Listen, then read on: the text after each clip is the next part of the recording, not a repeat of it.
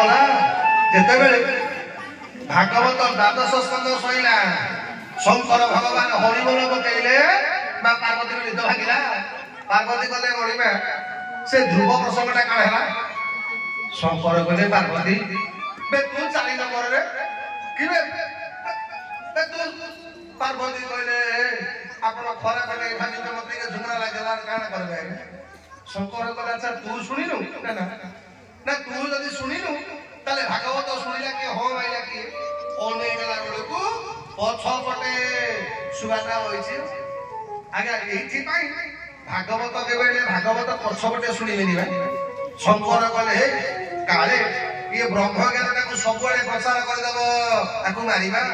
आगे शंकर भगवान मारिबा के गोडीले आपण माने पुराण पढिबे आगुरु सुवा पखिटा रंग पळा बन थिला आगे जेते बेले भगवान को सुवा डाकिला कला ठाकुरे तम भागवत सुनिली आ एबे मते मारिबा के गोडीले शंकर भगवान भगवान विष्णु कोन करे सुवा पखिटा रंग परिवर्तन कर देले ना सागवा रंग कर देले बोले सुन जो मुहरे तू भागवत कथा हो मारिछु आज खालु तो मुहटा मनीष भलिया कथा कहि परिबो आउ जो फल तू मुह मारि देबो से फलटा मिठा हे जिवो आज्ञा सुवा जो फल रे मुह मारिबो से फलटा निश्चित मिठा लागिबो आज्ञा एथि भाई सुख पखी मुहरु बोले सुख बोले आवर कृष्ण मदन